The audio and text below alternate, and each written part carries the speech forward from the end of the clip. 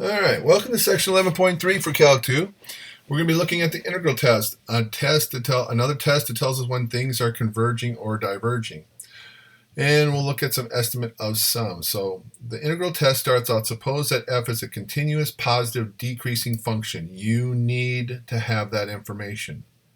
If you don't have these three things, you can't go any further. So if we have those three, and for this function, we have those existing for a function, and we're looking at the interval from 1 to infinity, we're going to let our sequence function be represented by a function notation. So we're going to convert it to f of x, if you will. Then our summation sequence series is convergent if and only if the improper integral f of x of dx is also convergent.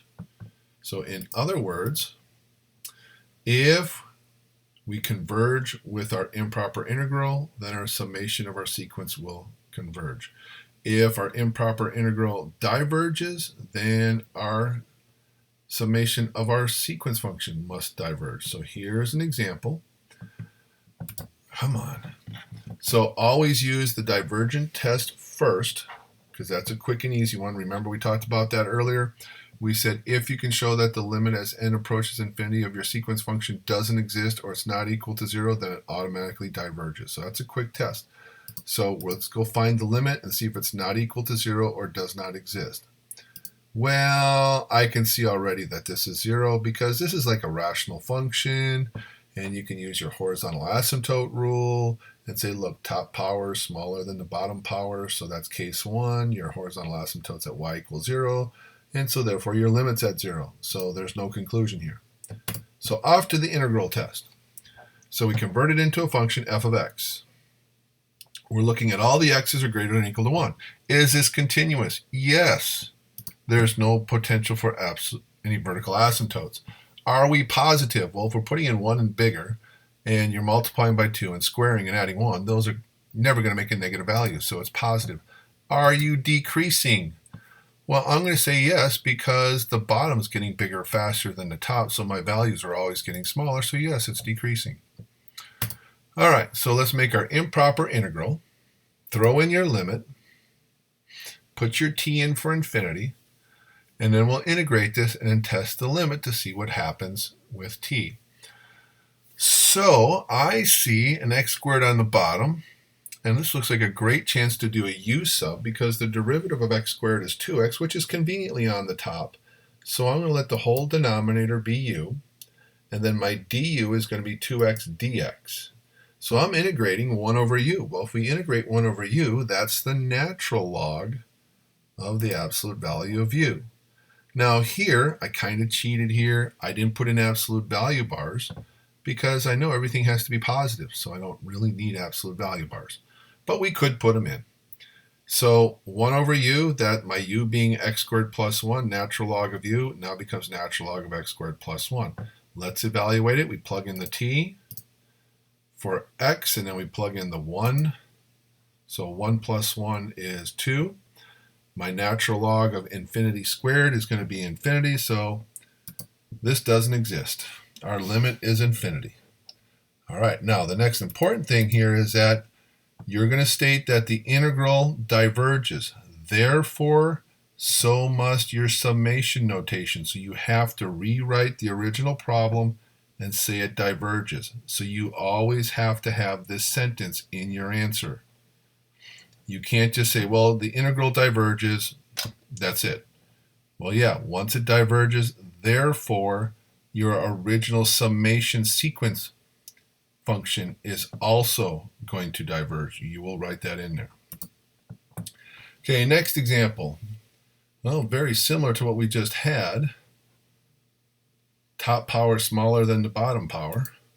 So I'm guessing that this limit's also going to be 0, and it is. So therefore, off to the integral test we go. 1 over x is continuous because your vertical asymptote of 0 is not within our domain. Yes, it's positive because we're putting in all positive x's, and yes, it's decreasing because the bottom's getting bigger than the constant top.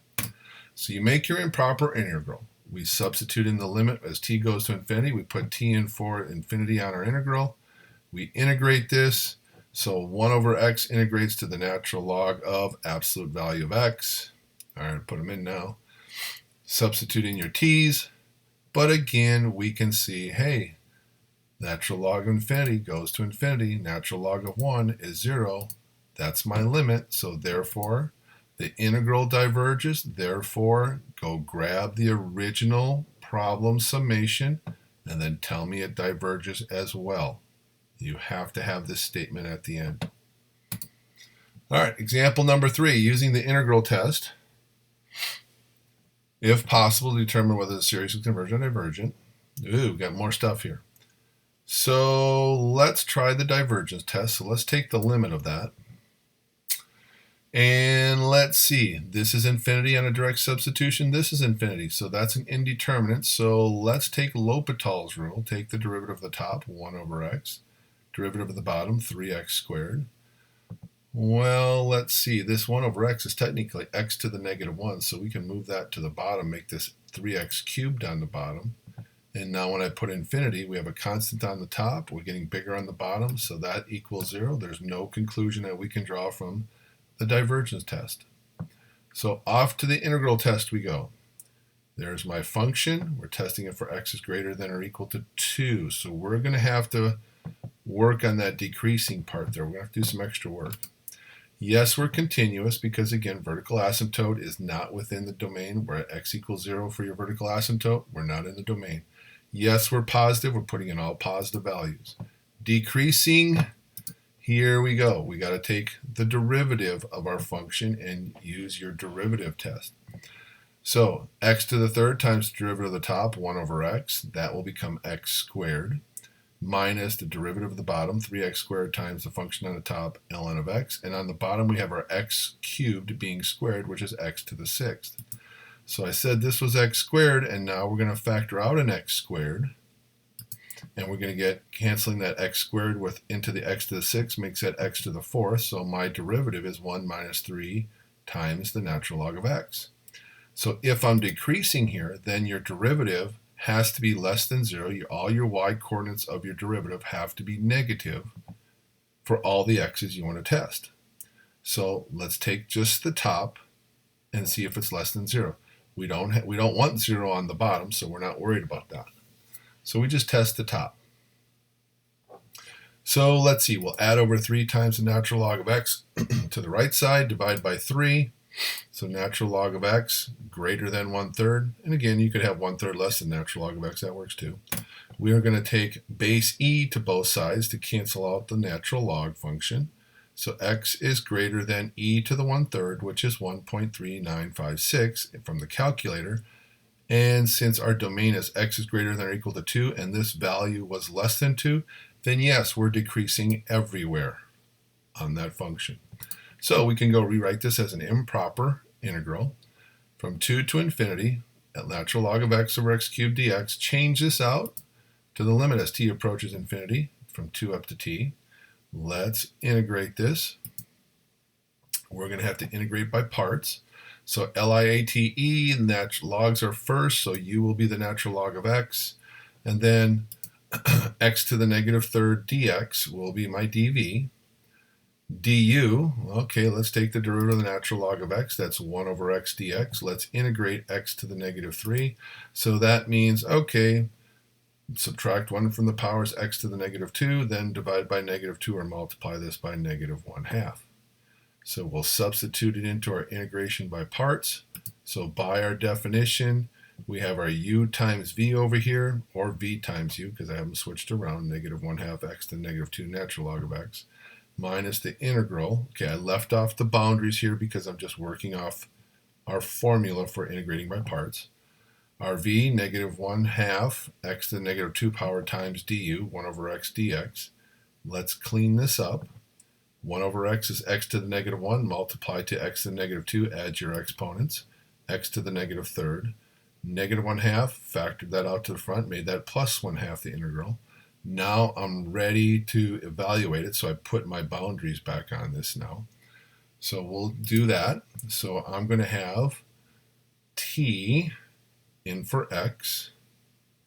All right, so That's going to give, well, excuse me, we've got to integrate this first. So that's going to be x to the negative third. That's going to be x to the negative 2 divided by negative 2. Multiply that by our 1/2. And now we'll integrate it from the t to 2. I apologize. I forgot my bounds on this. I apologize. Oh, there they are. Okay, so combine this together first, then I put my boundaries on it. So here I have a denominator of 4x squared. I'm moving the negative up to the 1. So to get this to be a 4x squared, I multiply the top and bottom by 2. Evaluate it, put in the t for the x's. All right, do this on a new screen, running out of space. So negative 2 natural log of t minus 1 over 4t squared. Plug in the 2. 2 times natural log of 2 plus 1, because we're subtracting, over 16. All right, so again, that's minus. So factoring out the negative changes the minus to a plus, if any of you guys confused on that. We're going to separate these two separate limits because this is a constant. That will give us an answer right away. And over here, we're going to have to do some work on that. We're going to have to do L'Hopital's rule, top and bottom. So that's negative 2 times 1 over t. And we have 8t on the bottom. Well, we can reduce to negative 1/4. The t can go on the bottom, so negative 1 over 4t squared. And again, well, that's going to approach 0 because the bottom's getting bigger faster than the top. And so 0 plus the 0.149143, there's our limit. And so therefore, our integral converges, and therefore, our summation converges. Now, this is the first one we had that converges. It's very important to understand here that this decimal answer is not the sum of the series. Remember, when we change it to a function, that's using all the x's, 2, 2.1, 2.2, everything, all the real numbers from 2 on to infinity. Here we're using just the natural numbers, 2, 3, 4, 5. So there's values that are left out here that are being used when it's an f of x notation. So this is just telling us it converges, but we don't know the sum of our series. All right, so this will be part 1. I'll come right back with part 2 in just a second.